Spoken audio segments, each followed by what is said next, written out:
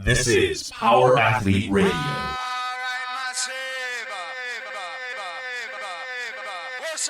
With your hosts, Denny K, Professor Booty, and the Luke Summers.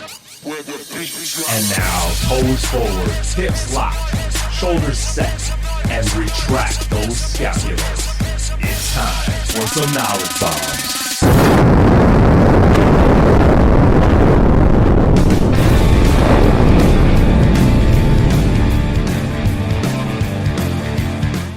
Hey everyone, thanks for tuning into Power Athlete Radio. Well, ladies and gentlemen, despite last week's accusation from our British temp Chauncey, I did not lose my voice yelling at my cats. In fact, I don't even own cats. And if I did, I think I would have enough consideration not to raise my voice at the loving roommates that may one day inherit my small fortune of snow globes. On to more important news, Dr. Parsley is back. This time he speaks specifically to the sleep cocktail, official name patent pending, that John and company have been raving about. As Doc discusses, there really is no substitution for a solid 8 hours of sleep. However, he'll describe some meditative practices that may help with sleeplessness. Why do executives and politicians perpetuate the myth that sleeping less equates to more productivity? Doc debunks the bullshit with science today. Curious as to how certain diets or macro breakdowns may be affecting yoursies? Or what impact sleep deprivation may have on brain function? Stay tuned. Those answers and so much more are just moments away. Remain vertical for the next hour because this is episode 138. What's happening, Power Athlete Nation? Welcome to Power Athlete Radio, the first show of 2016. I'm ready to rock and roll. I'm joined with John, Luke, and Tex, and our guest today, rocking out round 2 on Power Athlete Radio, Dr. Kirk Parsley. What's happening, guys? We're good, thank you. Hey, Thanks man, for having us. Good show. Well, happy to be here. I didn't realize that was the first show of the year. I feel The first special show now. of the year. I like to start off slow and then pick up steam. Yeah, at I mean, the end of the year. I was going to say, it's a good idea to set the bar low and then trip over it from there. Oh yeah, I mean that's been our whole deal. How long have we been doing this podcast? Like 7 years? No, this is first year. Oh, okay, first year, 7. We're doing a reset, the amnesia reset. Ah, I like it. Forget about all the garbage from the previous 3 years, and we're starting fresh. Oh, man, I We like found it. out we were wrong about everything, and Everything's changed. new year, It's new actually podcast. pretty accurate. I should have written my book years ago because I thought I actually knew a lot more then.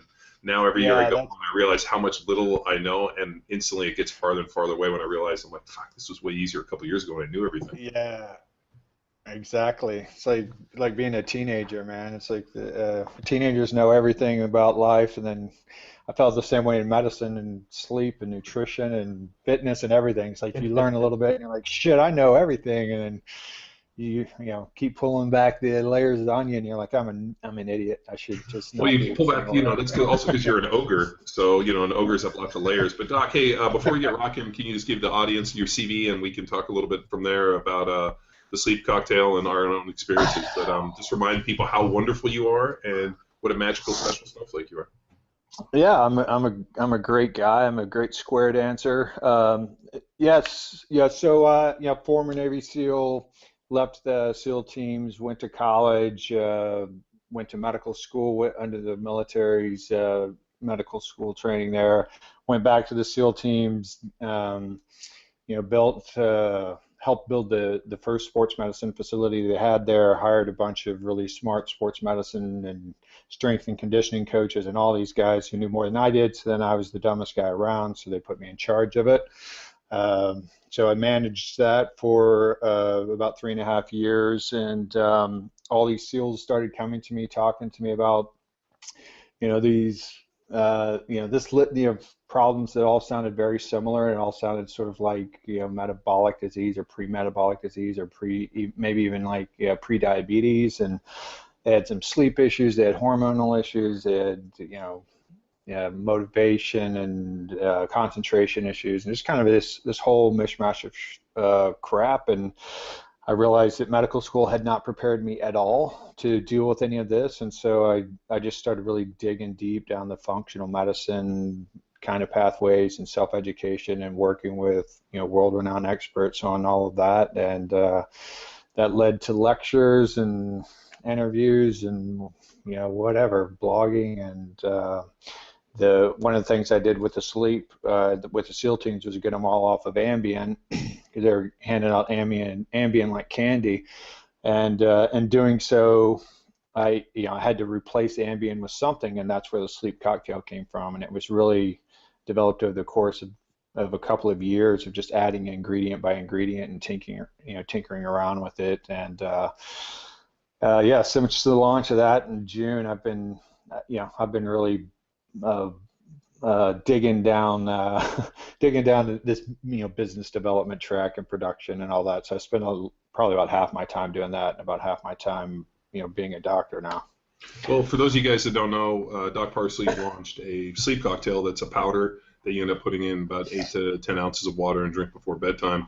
I've actually been using it daily or nightly, more accurately, for it'd have to be 4 to 6 months. And we picked up some samples, and I know Luke and the guys have been doing it, and also the bigger one, because I figure we're somewhat young, healthy individuals, actually providing it to my dad and some of our older older clients around us, like Huey, for example.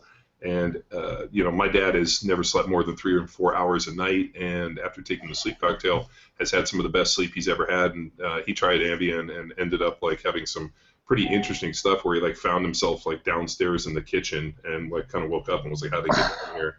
So that Ambien can be pretty dangerous stuff, but it's actually, we'll talk a little bit about the ingredients and how it all goes. But we've had some really interesting, effects and experiences with it, and that have all been very, very positive. And even we can get into a little bit of loading. I know Luke took one every 30 minutes until you passed out. I mean, it was a little weird, and you were at the bar, which was even better. Well, I was just snorting the powder. I thought that's how you're supposed to take it, and then I just assume powder snort, right? That's what I do with my BCAAs, protein. Well, it's the membrane of the nose is extremely thin, so it's got much better absorption. Yeah, exactly. Yeah, that's what I tell all my BPH clients who complain they have to get up and go pee 10 times a night, and if they take the supplement, I say, well, just snort it, then it works well. Don't actually do that. That was all a joke. Yeah. Well, that's the part about having a sense of humor.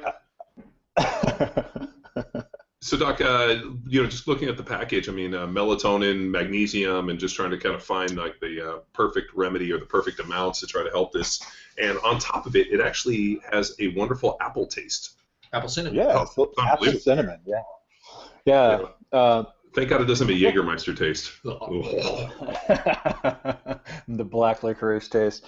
Yeah, maybe the next version. I mean, I definitely want to. I mean, there's definitely some stuff I would like to add into that product, but it'll just have to come as the business development allows it. But that product is really just the most basic standard form that I came up with working with the SEALs. And really all I did is I started with basic physiology books on sleep, because literally they don't teach you anything about sleep in medical school, and I hadn't learned anything about sleep in undergraduate, so I just was going back to some just really basic books, and then just working with more and more advanced books, and then consulting with experts and so forth. But really, I mean, there's two. You always hear people talking about sleep hygiene and doing their nighttime sleep ritual and all that, and that can be.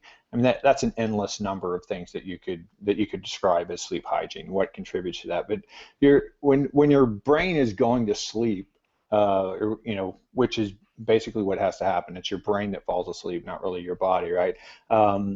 There's two things going on. One is that melatonin is being secreted, and that's leading to a lot of effects, which we could talk about as geeky as you guys wanted to. And then the other thing that's going on is that your neocortex, your big human brain that makes us the smartest animal on the planet, that's actually slowing down. So that has to slow down, and that's what that neocortex is how you interact with your environment, right? It's how you sense the environment, and it's how you interact with the environment. And so that part of your brain has to slow down, which is why you can, be dead tired all day at work and say I'm as soon as all you're thinking all day, like as soon as work's over, I'm going to bed, and then one of your buddies talks you into going to happy hour. You have a couple of CNS depressants. You have a couple of alcoholic drinks. You should be more tired, but you're more awake, and that's because you've woken up your neocortex. So slowing down the neocortex happens from GABA infusion in the brain and GABA release in the brain. And then the production of melatonin is kind of what leads to the cascade of events that allows the wake-promoting neurotransmitters, things like epinephrine and serotonin and histamine that make you really awake, allows those to be decreased and GABA to be increased. And so all that's in the product is all the constituents along the way of making melatonin, a dusting of melatonin, and then a form of GABA that can cross the blood-brain barrier. So it's nothing super revolutionary. It's just kind of a complete product. It kind of handling both aspects. Doc, what kind of factors? I mean, obviously, children and babies. I mean, anybody that on this podcast or listening that has kids. The analogy of being able to sleep like a baby is, pretty accurate. I mean, kids just get knocked out. Why is it over time, and as we start to age, does sleep become, like the quality of sleep kind of, deteriorates, and all of a sudden your ability to sleep isn't as easy? I mean, I put my kids in their car seats, and they are sound asleep before I even pull out of the driveway. So, whereas, the older clients and some of the people that I've worked with that were at more advanced age, I mean, have terrible sleep. Is it a hormonal thing? Is it a deterioration of the brain? I mean, what are the key factors that would really drive that? And it's kind of got to be a crossroads, right? Because there are also people who age and insist they still have no problem sleeping, sleep like a baby, can fall asleep like that. Who? Case in point, the starfish. Who? Packy. Well, she's not even 30. She's 29. Okay. But still, at 29, I think John went for it like 60-year-olds. Yeah. Okay, but even going down that, it's a progression. Is it not? Like, I can't fall asleep like a baby. I still don't do. fall asleep in a car seat. I still do. If you put me in a car seat, I will fall asleep. So there's two individuals. Well, okay, but age. I mean, my dad never had problems sleeping, and then he said he was all around, maybe around 40, 45 years old. He was like had trouble falling asleep. I mean, he's never slept more than maybe 3-4 hours in a night. But he said he used to be able to fall asleep instantly, wake up, and be totally rested, and now he has more and more trouble falling asleep. So compare and contrast my old man, who still is that person, falls asleep at the same time every day, sleeps 8 hours a night, no problem, bing, bang, boom, ready to Really? go. Yeah. Okay, well, get into it, Doc. Yeah. So there's a couple of things going on there, and there's a couple of variances how that manifests itself. Really, what's going on with children. Children have obviously a really high metabolic rate, and their brain is no different. So their neurological tissue is just a lot more active than us, and they're building up a lot more byproducts. A lot of things like interleukin-6 and TNF-alpha, and these sort of some people call them neurotoxins. I wouldn't call them quite toxic, but they're inflammatory components that need to be flushed out of the brain. So that's one thing that's happening to them, but they're also just a lot more active than we are, and they're building up a lot of adenosine from the breakdown of ATP, and adenosine is what causes sleep pressure. So what I mean by sleep pressure is when that drive to like push you to sleep, to really crash hard instantaneously, that's sleep pressure. If you're just sort of laying in bed and softly drifting off to sleep over 30 minutes, you have low sleep pressure. If you're somebody who, as soon as you put your head down and you're snoring, that's high sleep pressure, and it really drives you really quickly into deep sleep or slow wave sleep cycles, which is stages 3 and 4. There's multiple factors that go on. One thing is that honestly, just most people in their 40s and 50s and 60s aren't nearly as active as they were when they were younger. So there you have decreased, you have some decreased adenosine and a decreased sleep pressure there. Another thing is, people really start having, concerns and worries about their life and financial future and their kids' college fund and all that stuff. All that kind of starts creeping up, and then that component of sleep that I was talking about, where you have to turn the neocortex off, and you have to get that neocortex to slow down and quit interacting with your environment. And that includes just thinking about your environment. So that that gets harder, and that's essentially just stress. You could just simplify that and say that that there's more stress involved. And to go along with the stress, you have to consider that people,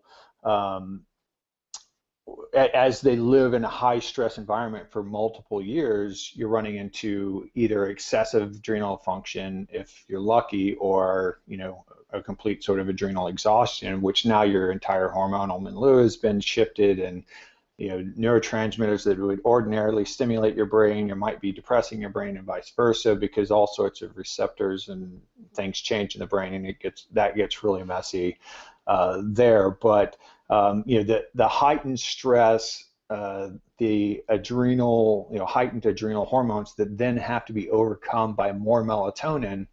And then ironically, like, one of the things that we do know that happens to people's brains through autopsies, the elderly tend to have really small, sort of shriveled up pineal glands, which is where your melatonin is being secreted from. That's not everything, but that's a lot of it. Nutrition, I would tie into there as well, as just because most people become obviously more nutritionally sensitive as you get older, because they're less active, because their hormones in their entire bodies have shifted down, their gut biome has shifted, like all of that stuff. Kind of as you get older, you have to obviously pay more attention to things like insulin sensitivity.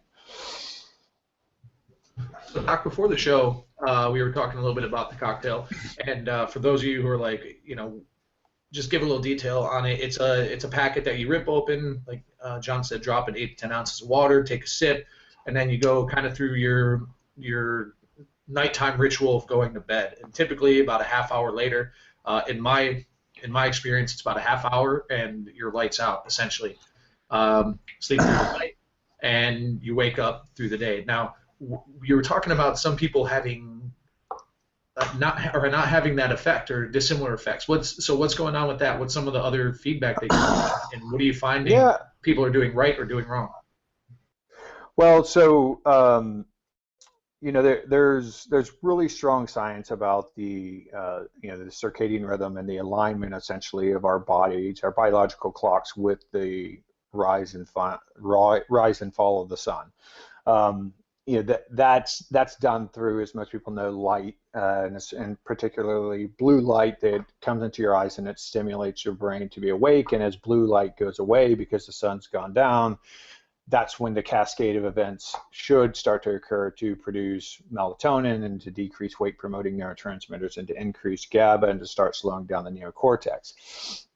What a lot of people don't do is decrease that blue light in their eyes. So one of the things that the sleep product is designed to do is kind of accelerate that pathway, right? If you haven't done really well with your sleep hygiene, at least we're putting in like every constituent along the melatonin production pathway, and giving you a little bit of melatonin, and giving you a little bit of GABA, and we're giving you a fighting chance.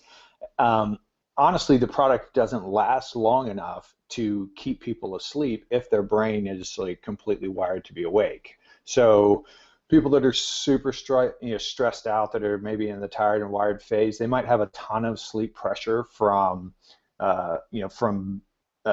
just how busy their day is, and they've built up a ton of neurotoxins during the day. They have a ton of adenosine built up in there, so they go to sleep really easily. But they wake up routinely in the middle of the night, so they go, well, I'm going to start taking a sleep cocktail.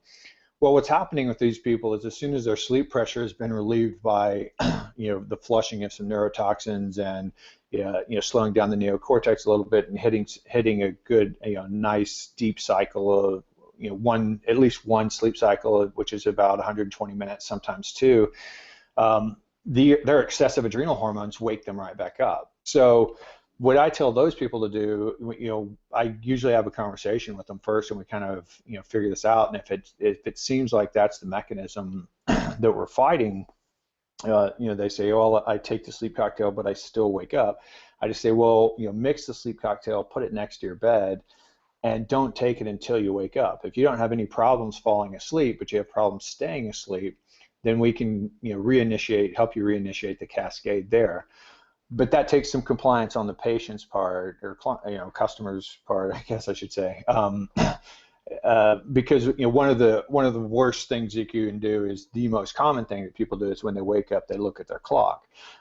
So you're putting a minimal amount of bright light in your eyes, and so maybe that matters, maybe it doesn't matter. But what you are doing is you're waking your brain up, right? You're looking at what time it is, and you're going to start doing calculations. You're going to start doing some mental math about your day and how you could reorganize stuff. And if you go back to sleep now, you'll get an extra, you'll get 1 hour, 1 hour and 26 minutes of sleep, or people just start spinning off in all sorts of directions. So I've had quite a few people talk to me about that.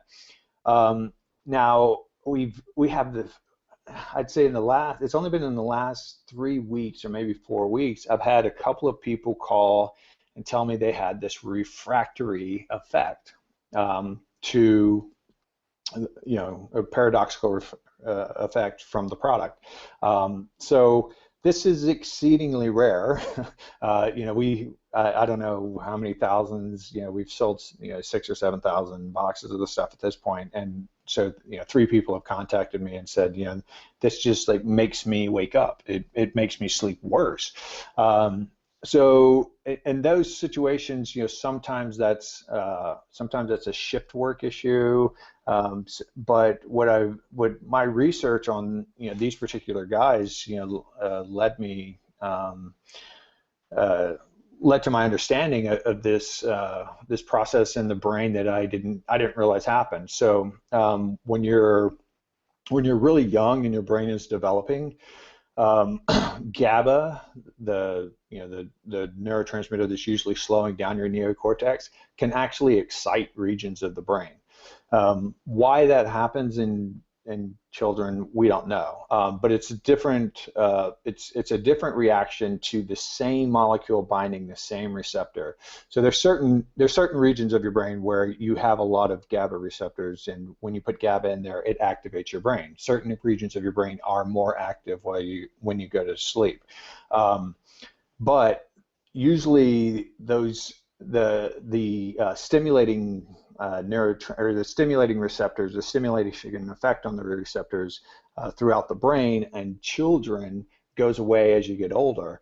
And what I think is happening in these guys, although this is purely a postulate at this point, I haven't seen any research for anybody who's done brain biopsies on people and figured it out, but I think that they're not losing their GABA receptor concentration differences in different regions of the brain like most adults.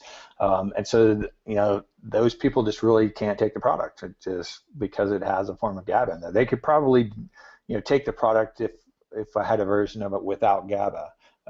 And that's what I've been having them do. I just say, well, let's send you out piecemeal and just buy all the individual ingredients and take it that way and see if that works.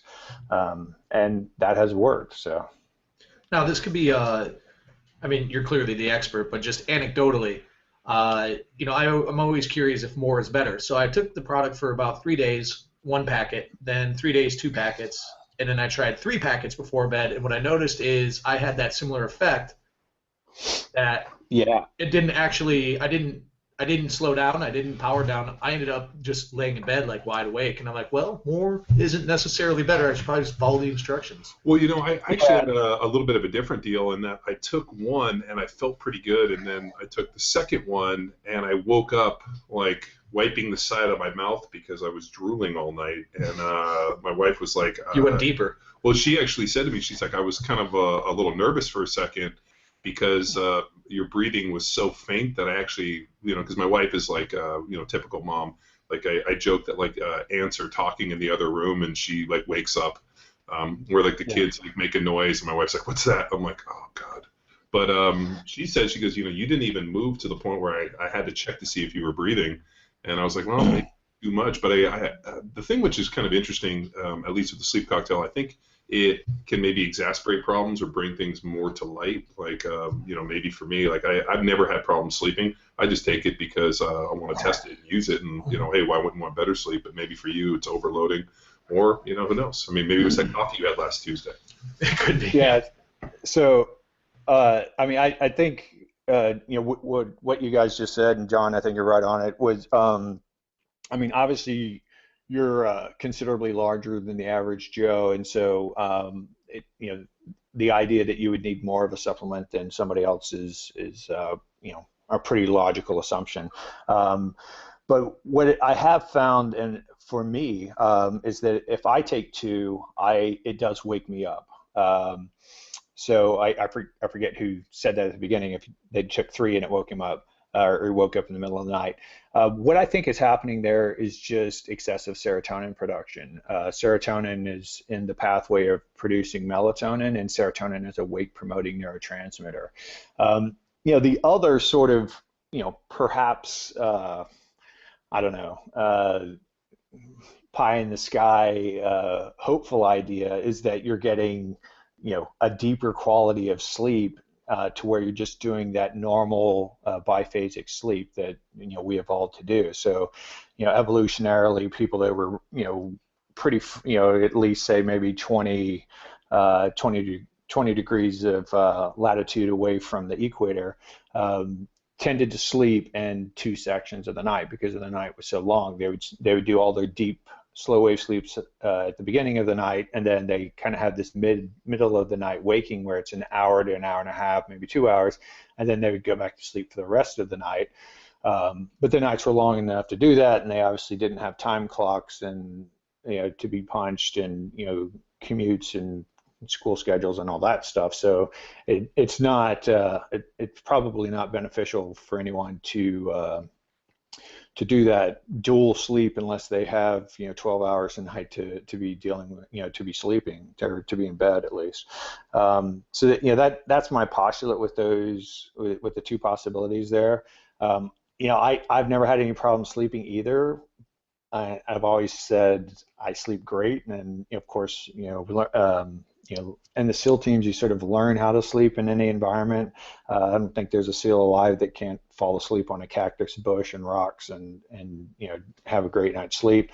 And I think that's carried on to me, and I've always been able to sleep really well. But when I started taking the product, figure you should eat your own dog food. I just sleep better. Like it was funny. Rob Wolf came over to my house. We were doing a symposium.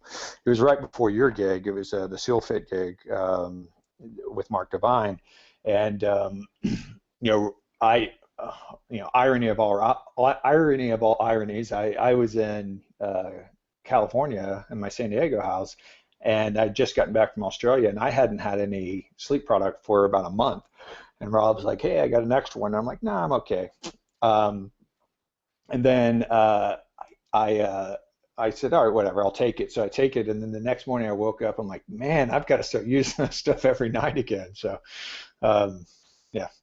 that's my experience with it. I don't know. They're over the years. We've gone in pretty deep into trying to figure out, ideally, with circadian rhythms and what things really affect sleep. And I think I talked to you about this, Doc, offline. We were, when I went and visited Dr. Jin from the Newport Brain Research Center, he talked a lot about circadian rhythms and things that disrupt circadian rhythms. The 2, biggest ones he talked about was blue light. Obviously, everybody listening to this probably checks their cell phone right before they go to bed. I know I do, and I sit there and I try to, even though I dim it, and I'm sure there's some filter on there to filter out blue light, we always end up checking it because how hard is it to turn off? And then the other 2 were caffeine, and the biggest one was dehydration through either alcohol or not drinking enough water. The biggest factor he found for people with their sleep was actually being dehydrated. And because the idea of the brain swells and you can't get into REM, and that's why everybody here that's gone out for a hard night of drinking will attest that they probably had one of the lousiest sleeps. I don't really know anybody that was like, "Oh, I feel great." I drank all night and slept like a baby. No, you have a terrible sleep, and part of his deal was actually dehydration, brain swelling, and some other key factors. And I actually found this through a couple clients. I had one client who had his prostate removed because of obviously cancer, and instead of seeding the prostate and doing that, they just removed it. And so he was having pretty bad problems with bladder control. And so he was real leery about drinking any water before bed. He didn't want, typical problems that guys deal with later in life. And ended up figuring out that like part of his thing was he was so nervous about drinking water that he was dehydrated, and it was really affecting his sleep. And so it was kind of this catch-22, like you have to stay hydrated, but how do you kind of get there? So the sleep cocktail's been extremely beneficial for him. But things like sleeping within your circadian rhythms, which was always pretty interesting to me when you start looking at the most valuable sleep being between that 10 and 2. And I know Dr. Jin talked about, that being really the most valuable sleep. And even though you go to bed, let's say 11 or noon, or 11 to midnight or 1 o'clock, really that valuable time is between that 10 and 2. And so from that point on, I always just try to be in bed at least by 9:30, 9:45. And actually last night I went to bed right after the kids at 8:15, and ended up waking up and having some of my best sleep. So I think sometimes, and I know this especially happens to my wife, is that almost like the pressure of not sleeping. So like when you go to bed late, there's this feeling that you have just a finite amount of time. So therefore you have to get to sleep, which almost puts more pressure on you, and then you can't sleep. So I know just trying to get into the bed earlier and like almost give myself like, hey, I'm going to get into bed earlier. So if it takes me a little bit of time, I don't have pressure, and I can kind of, not rush in terms of like, trying to get to work within 5 minutes kind of mentality. So. Yeah, and then the other thing that happens is you kind of get past that sweet spot of slowing down the neocortex. There was a paper that just came out in Cell Biology last month or a couple of months ago about, they studied some hunter-gatherers and various parts of the world. Some people that still live like hunter-gatherers and don't have any electricity, and they basically eat, a paleo diet and live as we expect our ancestors lived, and lo and behold, big shocker, they tended to fall asleep about 3 to 3. I think it ended up being 3.3 hours after the sun went down, and they tended to wake up right around sun up. And it was no big shocker to me, but the media sort of spun it as all the they did actigraphy on it, and the media sort of spun it to where these guys were only sleeping 5 hours a night because they were active and whatever. The actigraphy was saying they were awake, but they felt like they were asleep. But the point of it is what you just said. What they found is that if these guys did tend to stay up later, if they stayed up later for any reason, even though they didn't have problems getting to sleep, if they went to bed at 11 or midnight as opposed to 9 or 10, they still woke up at the same time the next morning. So there's definitely a lot to the circadian rhythm, and a lot more than we even know. We know little bits and pieces of it, but the thing to remember about when we talk about circadian rhythm, we're by and large talking about the lizard brain responding to sunlight. But you have to keep in mind that every single cell in your body has its own biological clock, right? And that's not all completely controlled by the brain. And even your gut biome, those bacteria, they all have a biological clock, and they don't have any sensory input to tell them what time it is. So that's why people who do shift work are just never going to get, they're never going to get 100% of what they would get if they slept with their, with the way they evolved. Go figure. I mean, it shouldn't be shocking, but it is to people that. Doc, it kind of goes back to that one, and I had it on my 42 or 43 things I learned, where my grandmother told me years ago to learn to sleep and live like a farmer, don't live like and sleep like a bartender. And it's one of those things where and you always hear these like little anecdotes, and I remember I posted that on my blog, and the amount of butt hurt from people reading it who were so insulted that one, they were bartenders or they were shift workers, and like, how dare I say this, which is pretty interesting, seeing is that it's my blog and something my grandmother told me that I'm relating back to them. Bartender lives matter, John. And you know what, and how dare I condemn somebody who's doing humanitarian work of slinging fucking drinks at a bar to a bunch of fucking assholes. You're elitist fuck. Oh yeah, I'm an elitist fucking asshole. Or the person that has shift work, and like, my thing is, yes, the shift work needs to be done, and people that have it. But at the end of the day, your sleep and your life will never be as rich as somebody that doesn't have sleep work. And that was a huge amount of butt hurt, and it was actually pretty epic if you actually go back and read. Yeah, the comments and, are just the like, comments are the best. And I'm like, first of all, go fuck yourself, and two, it's my book or it's my blog, and this is something my grandmother told me. So I'm really sorry that your feelings are hurt, but want to blow the fuck up. But it was definitely Here's pretty a picture accurate. of a unicorn to make you feel better. Yeah, no, I mean but it's pretty accurate. I mean, my mom's family was, I mean, obviously my dad's family as well, but they moved here, as immigrants from, Denmark, and then my other grandparents came from Ireland, and living on that kind of on the ranch, on the farm, years ago, artificial light wasn't all that existent. So all of a sudden at night, as things start to calm down, the sun goes down, and then sure enough, the rooster crows, and what I call God's flashlight comes up, which is the sun.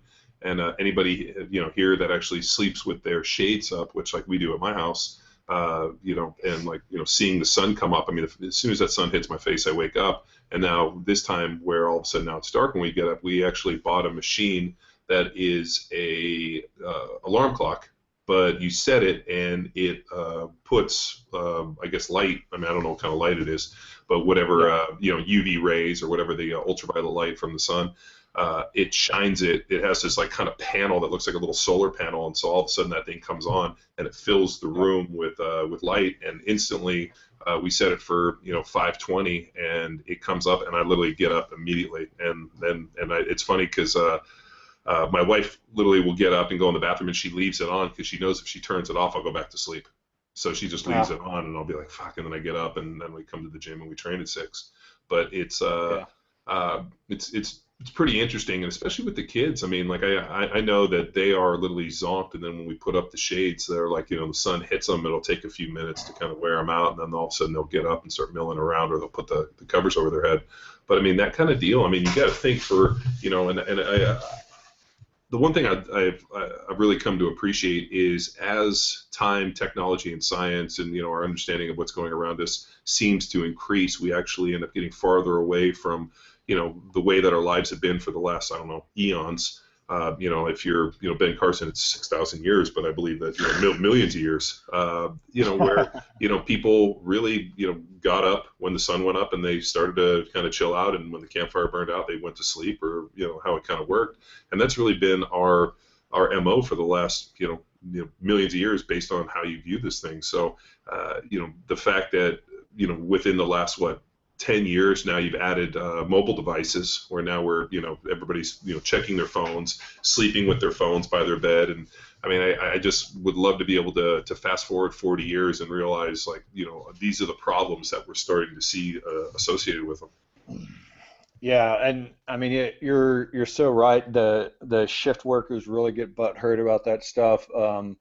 But I work with a lot of entrepreneurs now, and like Fortune 500 CEOs, high-level executives and stuff. And I mean, you would think that I'm telling one of these guys that they need to murder their children or sacrifice their children to be healthy when I say, you need to sleep more. I mean, nobody wants to hear it. But just like you said, I mean, we evolved to sleep like this. And as I said in my TED Talk, evolution, if we could have evolved to sleep less, evolution should have favored that, right? Because it's a very susceptible, vulnerable state we're in when we're asleep, when we're potential game for other predators. So I mean, it's amazing to me how resistant people are to this. But like you say, it's almost as though we've just kind of taken ourselves completely off of the globe. It's like, thanks for the ride, but we've got it from here. We're so smart. We're going to make it, dark when it's light, and light when it's dark, and hot when it's cold, and cold when it's hot. And we're going to drive everywhere instead of walking, and wasting all our energy walking. And we're going to figure out ways to eat shit that has nothing to do with food or the planet even, that's completely chemically invented.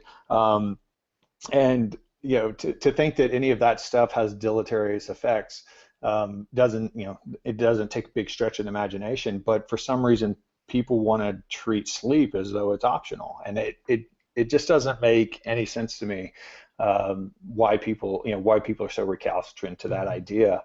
I mean, it seems really, really obvious. And I've sometimes made the analogy of comparing sort of the debate and the popular press right now about how much sleep we actually need, and are there these genetic mutants that only need 3 hours of sleep, like Donald Trump or whoever else is saying they're only sleeping that number of hours. And I used to make this analogy between say like a vegan or an Atkins diet, or vegan or paleo, something really heavy on animal products. But that's not actually the issue. The more I thought about it, even the vegans and the paleo people are both kind of saying, they're arguing about where you get your calories from, not whether or not you need calories. And people are trying to argue whether or not you need sleep. And it would be just as stupid as starting your own sort of little diet trend, nutritional trend of saying you only need half the calories that you've been living off of since since this animal evolved. Well, Doc, there are people that actually believe. I remember there was a whole dude about basically cutting your calories. If you can learn to live under 1,000 calories, you can extend your life. And I was like, yeah, but you might live like a couple years longer, but you're going to be really fucking hungry and upset about it. But don't you think this really goes back to really like the idea of co-signing? And we run into this almost every single day, where people have these cockamamie fucking ideas about either training, performance, sleep, whatever. And what they're looking for is somebody to co-sign and almost give them the nod and be like, yeah, I think that makes sense, which actually is justification to get them. And we run into all the time, like, hey, I'm going to do this, this, and this while doing this, this, and this. What do you think? And I think it's a terrible idea. And then they get defensive. And I was like, well, you asked my opinion, and I disagree with it based on all these other key factors. So why don't we take a step back and see where it's flawed? And I realized that people aren't really interested in your opinion. They're more interested in your co-signing or your signing off on their fucking bullshit.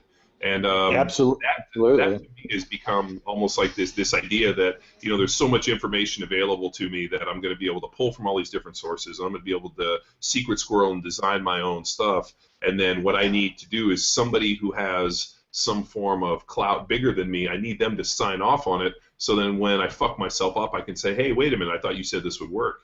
And that's something that is is kind of confusing a little bit to me. I mean, I have a very, very big, vast community of friends and people that I consider to be, the smartest people on the planet, where if I have an idea, I usually ask them, not for them to co-sign, but because I'm interested in their observation or their opinion on it, which will help me kind of decide, like, hey, I'm going to try to drop my calories down to 400 calories. And if I called Rob, and Rob would be like, really, why? You're an idiot. Yeah, I mean, yeah. And you know what? Like, this goes back to this whole idea that Luke Summers, who occasionally gleans out some serious solid gold nuggets. Can't wait for it. What I say. But it was actually the idea of the life bouncer.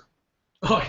So we have this idea that there's certain things, and it actually started with Caitlyn Jenner, where people go so far off the reservation that they're like at a bar, like you're out, you're having a bunch of drinks, you start lighting it up and acting crazy, and the bouncer taps you on the shoulder and is like, it's time for you to leave the bar.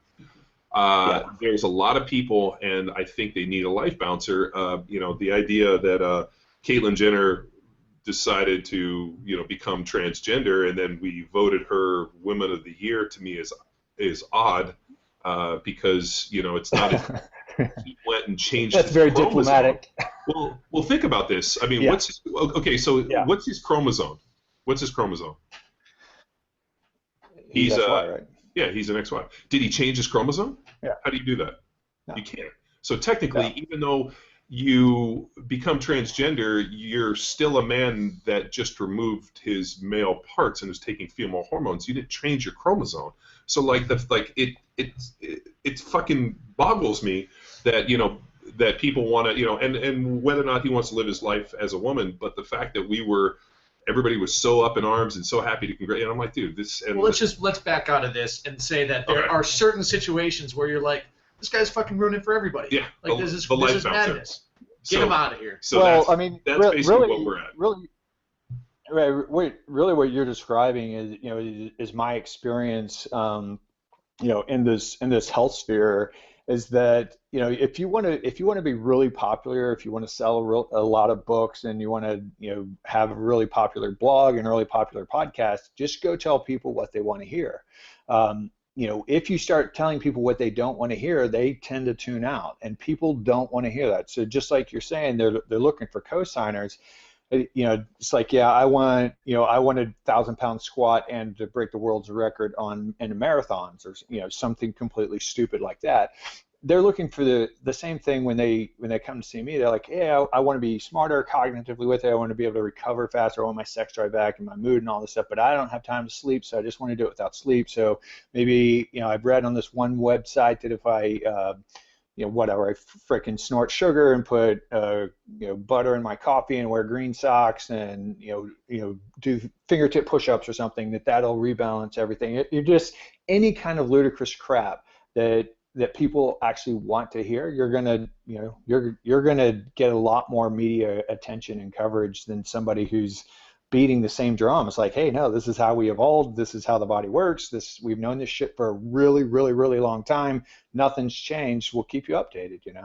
Well, I mean, but isn't that really the idea behind like a lot of modern, I don't use the term modern medicine more in terms of modern pharmacology, where you have these problems, and isn't there just a pill I can take? Yeah, I mean, that's pretty much what we've gone to, is that it's harder to make a life change. It's harder to say, hey, you know what I want you to do? I want you to, when dinner comes, I want you to cut it in half. I want you to put half in a box, and I want to eat that half. And, before you go to bed, I want you to go outside and walk your dog for 30 minutes. I want you to get up in the morning. I want you to try to sleep more. I mean, these are all lifestyle changes, and we've seen this because not only do we prescribe programming, but we got into the heavyweight fight business of being able to help people with their nutrition and provide some protocols and be able to provide a little bit of accountability.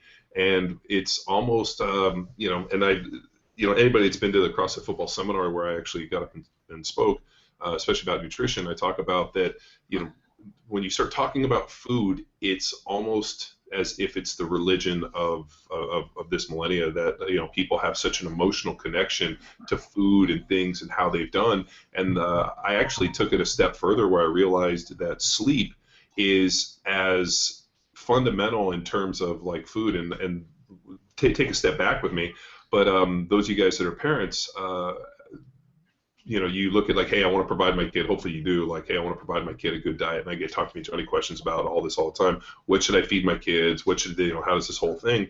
And not a single person has ever asked me about, is there something I should do in terms of a sleep strategy, that I should build a set of, standards or, habits within my child about sleeping.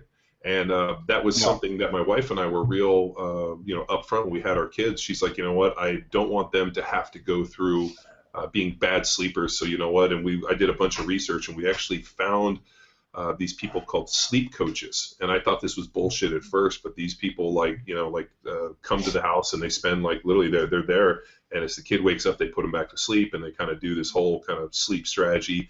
And it took about a week, but I mean, honestly, our kids, we put them in bed, 7:30, by about 8 o'clock, after they're in there discussing their day for about 30 minutes, which is pretty hilarious to listen to two 4-year-old twins discuss their day for 30 minutes. If you ever want to have a good laugh, sit outside the door. But then they fall asleep, and they sleep pretty consistent, other than, because they're so little, they have really small bladders, so they have to get up, and then they have to come and tell you that they went to the bathroom, and then they go back and they're fine. But really building healthy sleep habits, I think, starts at such a young age, and you really think parents don't really understand about it. So what do? They kind of let the kids sleep when they want to sleep, or they sleep here. So I mean, during the day, if our kids are tired, my wife's like, don't let them sleep. I mean, do they take their nap? They're, this is the nap time, this is the sleep time, and just being really, almost draconian in a lot of ways with it has been, really pretty good. But that idea of you have to be a good sleeper from such an early age to be able to set those, just like food. I mean, if you feed your kids a certain diet, and a lot of the stuff that we recommend, they develop a set of taste buds, and kind of this is what they eat. And even to the point with our kids now, any type of conventional candy or stuff, they're like, oh, too sweet, and they push it away. And it's because they've never been really exposed to a lot of this crap. So now all of a sudden, here they are at age 4, and they're they'll won't finish stuff, or they'll push it away if they're just like, oh, it's too sweet, I can't eat it. Yeah, but don't your girls like chicken? Yeah, actually, no. Well, I'll tell you, so I fucking hate chicken, to the point where I would rather eat dirt than chicken. And so, like I go kill things, like we got a bunch of elk. I mean, we buy some grass-fed steaks, we buy all this killer meat, we crock pot. And so we pretty much have fed the girls red meat at least 1 to 2 meals a day forever since their lives. And my wife was like, let's change it up and get some chicken. You would have thought that this fucking chicken thing was life-changing. They get so excited. Like we had a crock pot chicken, like this chicken soup last night. They fucking crushed it, asked for seconds, and we're so happy. My daughter's like, I love chicken. This is my favorite meal. I look at her and I was like, we ate chicken like 5 nights a week growing up, other than hamburgers and rice. So like the fact that it just, I literally shake my head. My wife and I just laugh. We're like, I can't believe these kids like chicken. But maybe it's because, Yeah, the exact opposite. Yeah, the exact opposite. I mean, what you're really alluding to is the problem that we all face in this industry is trying to talk people into the undeniable reality that lifestyle is going to dictate their life, right? Their health, and there's all these quote unquote biohackers out there now, spinning yarn about all these different things that you can do to hack hack this and that feature of your millions of years old of evolution. And I always remind these people, it's like what you started that whole thing out with was the pharmaceutical industry, right? The pharmaceutical industry, they are the original biohackers, right? They are the original people who said, hey, let's try to make a molecule that kind of looks like that molecule and does a better job than that molecule does, and we'll have people eat it, and then they'll sleep better, they'll have better erections, or they'll, they won't die of cancer, or whatever, the kind of trick is. And how has that turned out so far? I mean, pharma's getting beaten on right now. The only reason it exists is because we have so many people with disease now that they're crushing it. Doc, they're crushing it. They're making a lot of money. So I mean, in terms of making money, they're crushing it. But they have a government. They have a government. Like a U.S. government, almost really a world government endorsement of their monopoly on shit. It's a fucking scam. I mean, the only bigger scam than Big Pharma is anybody that claims to biohack anything. The minute I hear the term biohacker, every hair on my body goes up, and I get the spidey sense of bullshit. And I actually want to scream Mortal Kombat and like front kick them in the chest as I pull out my sword and fucking slice them in half. Call that bullshit. Dude, I tell you, if I hear one more fucking person talking about hacking their own code or biohackers, the original biohacker and probably the smartest dude in this industry is Tom Incledon, and he won't even fucking use that term because he hates it so much. So, now that I got that off my chest. And now that you've murdered somebody with a sword, we can move on to something. Doc, okay, we could talk about this, but I really want to kind of turn this and steer this a little bit to ketogenic diet, ketosis. You and I have been, obviously on this, the keto train for a while. I mean, and, we're going to preface it with, a ketogenic diet is something that's not only interesting to us, but also beneficial for people like Doc and I that have, had some, obviously mileage before it. And I'll preface it that a ketogenic diet is not what I would call a performance-based diet for anybody that's doing heavy glycogenic or glycolytic type training, but in terms of people that might have some, neurological problems or some other things. So, I mean, we're really kind of, even though people have known about ketogenic diets for 150 years, we're still learning a lot of stuff. I mean, anybody wants to check it out more, we're going to have Dr. Perlmutter on, and we've also had Ken Ford and Mauro De Pasquale and other people. So Doc Parsley is also very knowledgeable in it. So Doc, let's rap about that. Yeah, well, as you say, I've been doing the ketogenic diet myself for a couple of years now, I guess. I was really intrigued by it from Peter Attia, who's a good friend of mine and really smart on the ketogenic diet. Obviously, one of the leaders in that field. And for a guy like me, who has I would say a lot more cognitive and longevity goals than I do performance, any type of physical performance goals. It's a great diet. As you talked about, it's not a very anabolic diet, and that makes sense to me, sort of intellectually. If you think about when humans would have been in ketosis, ancestrally that's during a famine, and so why would you be using your body stores to be trying to do anything anabolic? You're just trying to rip out every little fat cell that you can and produce these ketone bodies. The interesting thing how it relates to sleep is some people when they first, even if they just go to a low glycemic diet and they have some insulin sensitivity issues, it actually can cause some sleep difficulties in people. And I think one of the reasons, nobody knows the mechanisms for sure on this, but we know that people who have poorly controlled blood glucose, even a pre-diabetic, but definitely a diabetic who's maybe not well managed, they tend to have a lot of sleep problems, and they wake up a lot. They wake up 300 times a night. They don't get good quality sleep. They're more likely to be apneic. All sorts of things go on there. So if you have poor insulin sensitivity and then you go low glycemic, or you go to the extreme and you go ketotic, well, yeah, no duh. Like until your insulin sensitivity comes up, you're probably going to have problems sleeping.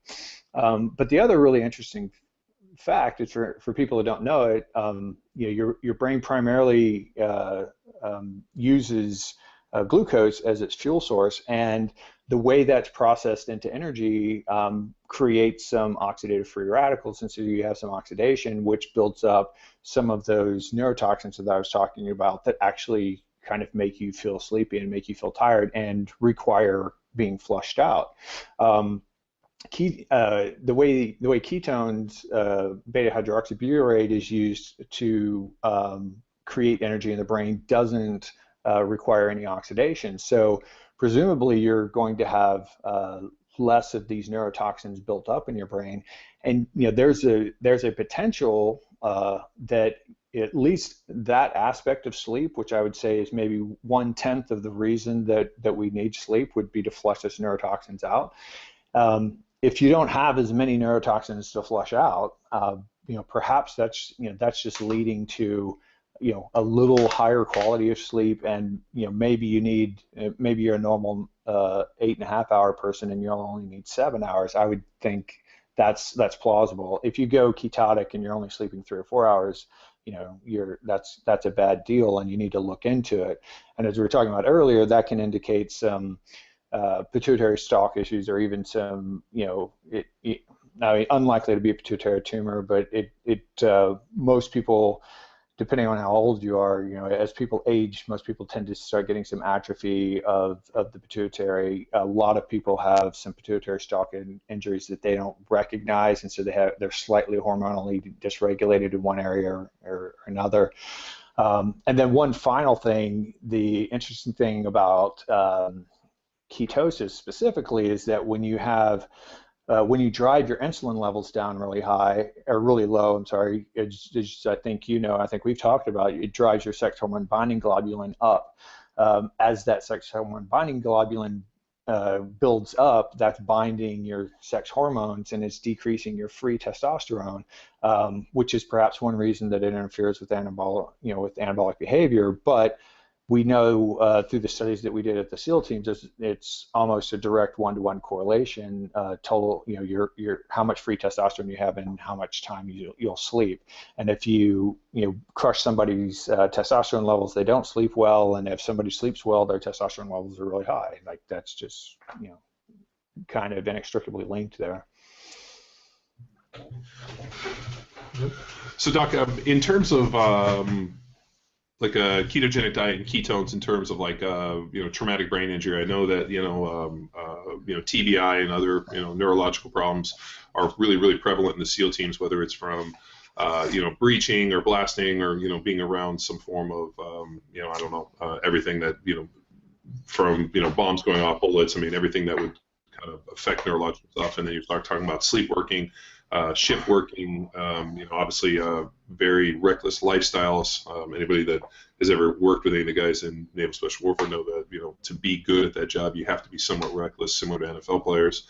But that kind of idea of ketogenic diets in terms of being able to reverse or aid or manage some of the the TBIs, the CTE. I mean, right now with the concussion movie come out of the NFL, it's pretty interesting how many hits and how many emails I've been getting about people that are having neurological problems or ex-professional athletes, and their big question is, can a ketogenic diet help me? And just looking for any information. I mean, we had Ken Ford on, and who dropped some great knowledge about it, and his thoughts about how it could help, and the use of ketone esters and ketone salts. Yeah, so I mean, I like hit Ken Ford and Dominic's information are probably the leading edge on that stuff on TBI. The threshold for TBI is amazingly low when you look at how dynamic something like special warfare is, or the G-force exerted in professional athletes, and in any kind of contact sports. We know it leads to a ton of hormonal dysregulation, but we also know that it leads to atrophy of certain brain regions. And what animal models so far are at least bearing out is that if you put somebody on a ketotic diet, they're having less oxidation, as we talked about earlier, and lowering the oxidative rate tends to lower the decay of neurological tissue. And maybe it's just slowing it down and then allowing remyelinization to happen. And of course, having a surplus of lipids floating around for that, of cholesterol products floating around to do that remyelinization. That's in my opinion, probably the biggest mechanism of how a ketogenic diet helps people with TBI. Now, observationally, we know it helps. Right? There's just no doubt about it. Like you put somebody on a ketogenic diet, and if there's some research that says somebody's done worse, I've never seen it. People always do better cognitively. The problem is for certain types of professions. Can you be, glycolytic and explosive enough and, do your job while being ketotic? So that's the difficult balance point there, I'd say. Well, I mean, there's some, we went a little bit down the rabbit hole with genetic testing, and we've been working with, Dan Reardon and Fitness Genes, try to get some, some baseline genetic stuff and see if we could help people not only with diet, but also kind of push them into a specific style of training that was both, most advantageous for them. One of the ones that was pretty fascinating to me was people's efficiency with dealing with carbohydrate, or really, how much carb they really need. And so there was definitely some genetic makeup for, and, however it all fits. It's not a one-to-one deal. It's actually a combination of genes. But one of the comments on mine was that, my genetic type was extremely efficient with carbohydrate, whereas, Luke, for example, was more inefficient with carbohydrate. And I remember when Dan was here rapping with us, I was like, well, explain this to me. What do you mean efficient? He said, you get a lot out of not as much. So, there's, you don't have to eat as much to get the same effects. Like you fill glycogen stores a lot easier with less carbohydrate than some people. And I thought, that kind of makes an interesting point that, maybe certain people function better in a lower carbohydrate environment than people. And I know for Luke, when we saw that, the first thing we did was we just upped his carb, and actually he ended up, feeling better and doing well. And I know that on a higher carbohydrate diet, I actually end up feeling worse, and body composition really goes away, and just even like performance-wise, I end up just kind of feeling really sluggish. And that's been, kind of anecdotally things that we found with people where, we've run into people that, even eating, a third, or isocaloric kind of, balanced macro kind of approach, where people be like, this is way more carb than I'm used to. I feel really tired. I feel really sluggish. I don't seem to be doing good. Whereas other people soak it up like a sponge. This kind of begs the question that there really isn't one, macronutrient ratio that's specific for each person. And I think the more and more I get into this, I realize that, there's to use the Rob Wolf, typical, whenever you hear Rob ever talk about everything, he always talks about tinkering. And I always assume that, that comes from his chemistry days of just fucking around in the lab, tinkering all day with Lalonde. But that idea that there's just no one-size-fits-all approach. The one thing that I've found that's a one-size-fits-all approach is eating real foods, and that one even perplexes me a little bit more, because right now in the the nutrition kind of fitness community, there's a big kind of if it fits your macros approach where food quality doesn't mean anything. It's all macronutrient ratio, and you know what? And I think if you're looking at things from in terms of like your only marker for whether or not this diet or the approach that you're eating is whether or not you can see your abs. Technically, I've seen fucking people lean out on beer, potato chips, and beef jerky. But in terms of like health and wellness and being able to live a long, fulfilling life, a diet of potato chips, Cheetos, and fucking cupcakes, regardless of how you balance the macronutrient ratios, while you might be able to see visible abs, is not a diet necessarily a health or one that I want to necessarily look at the blood work and be like, awesome, your blood work looks amazing off of fucking Cheetos and cupcakes. But there's also this idea that that it doesn't matter, and food is food, and this, and I don't know when we kind of went down the road of fucking crazy people. I thought we dispelled the the balancing of macronutrients into some secret ratio that'll somehow safeguard me for something when we stomped on Barry Sears years ago with Rob. Yeah. Well, I think. I think that's exactly where organizations like yours are needed, and the day-to-day health improvement of Americans.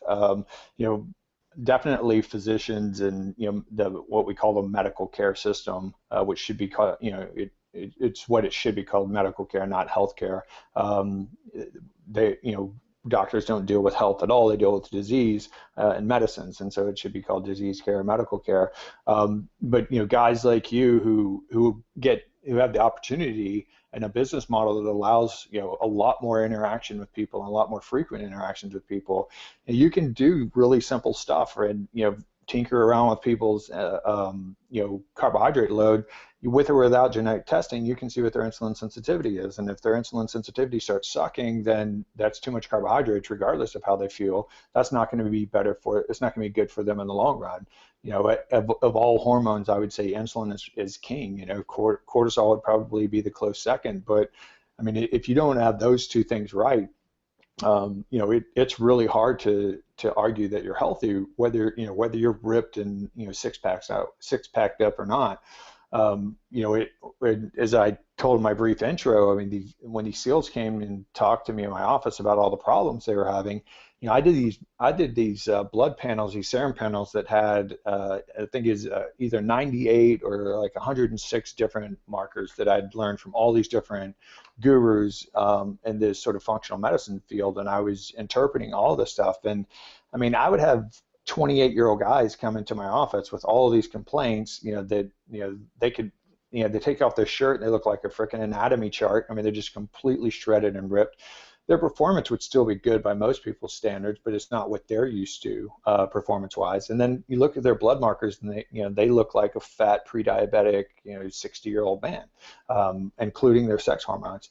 And a lot of that had to do with sleep, but a lot of that had to do with other lifestyle issues as well. And one of those things is like excessive sympathetic tone, from the high stress, high press lifestyle, which is where all the arousal control stuff comes in, to help people balance their autonomics, their parasympathetic and sympathetic, and that's what heart math and heart rate variability, meditation, and all that stuff is meant to do.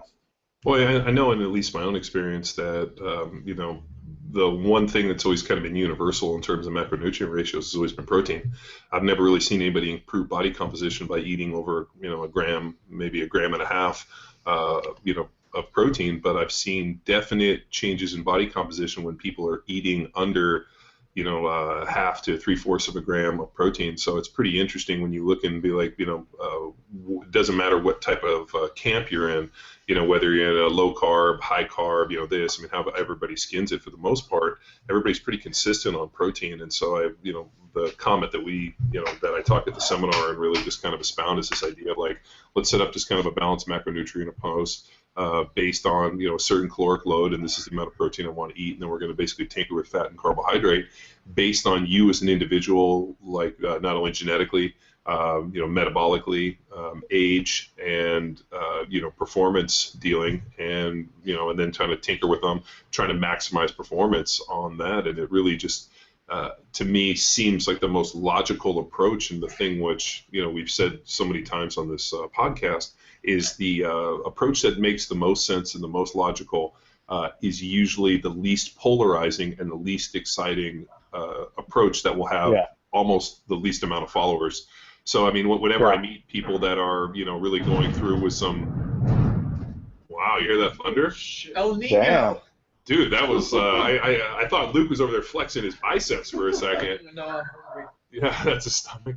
But that idea of like middle of the road, it's actually frankly when I look for most of the people that I deal with, if somebody is too far off the fucking reservation and almost too polarizing, where I'm like, dude, this is crazy talk. Like, let's take it a step back. Let's so the light bouncer doesn't come and throw you out. But let's pull it back and look at it. And I think the thing which is least sexy in this environment, and this really kind of trips me out, is the approach the side that you've taken, where you're like, hey, I want you to try to nurture that parasympathetic, whether meditation. I want to talk about increasing the sleep cocktail. I mean, things that are non-crazy people, opposed from will get maybe 20,000 views on your TED Talk, versus the guy that's talking about how to biohack your sleep so you only have to sleep in 30-minute segments 3 times a night, and then that guy has fucking 400 million views on his TED Talk.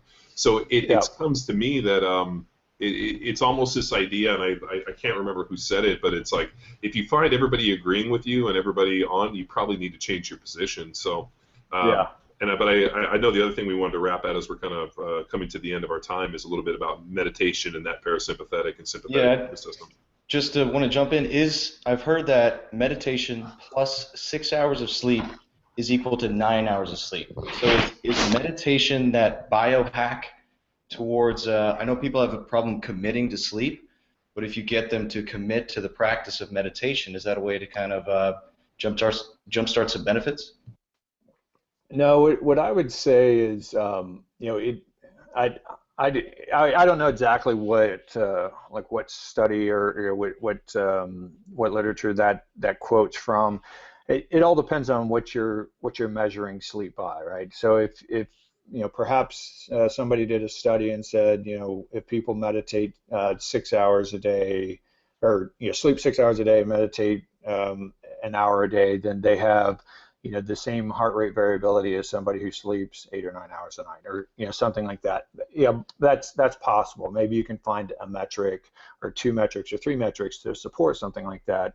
But just like John was saying with the nutrients, I mean, there's way more to building and maintaining your physiology than how many carbs, proteins, and fat molecules or grams you're eating.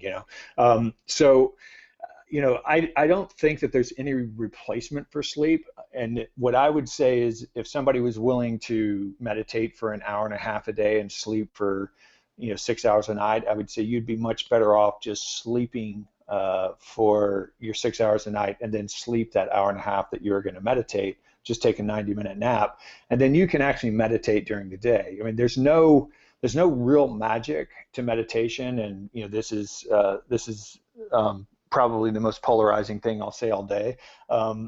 We know that the balance of the parasympathetics, which is the heart rate variability, is one of the good ways to one of the easy ways to measure how well you're balanced sympathetically and parasympathetically.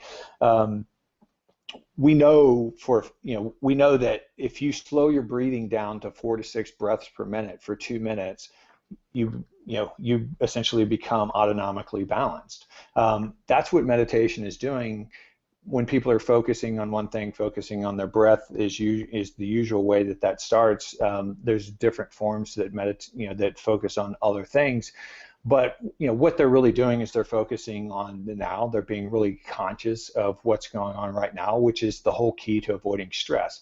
I mean, stress by definition really is just that you are living in the future, and depression is that you're living in the past, and you have to really live in the now to be sort of balanced, and the autonomics is a really good measure of that.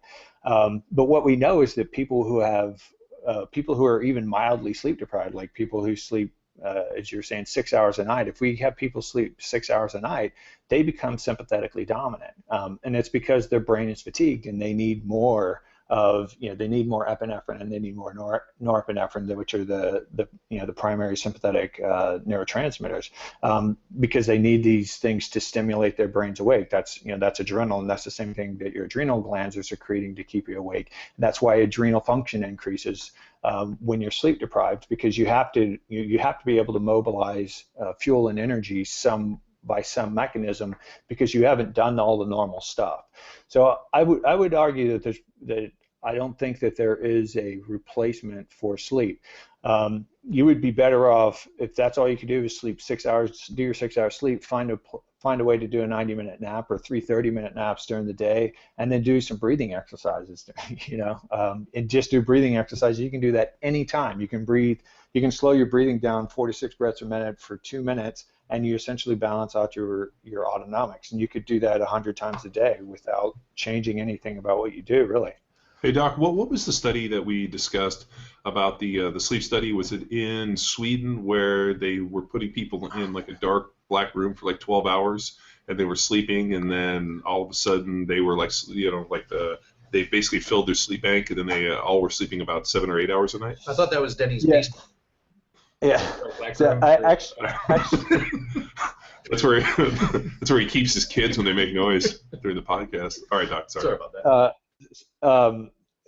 So there's lots of versions of that. I don't know what we spoke about specifically last time. I think the original one was what was called a bunker trial, and I can't remember where that was located, but it would have been somewhere that still had a significant amount of World War II bunkers.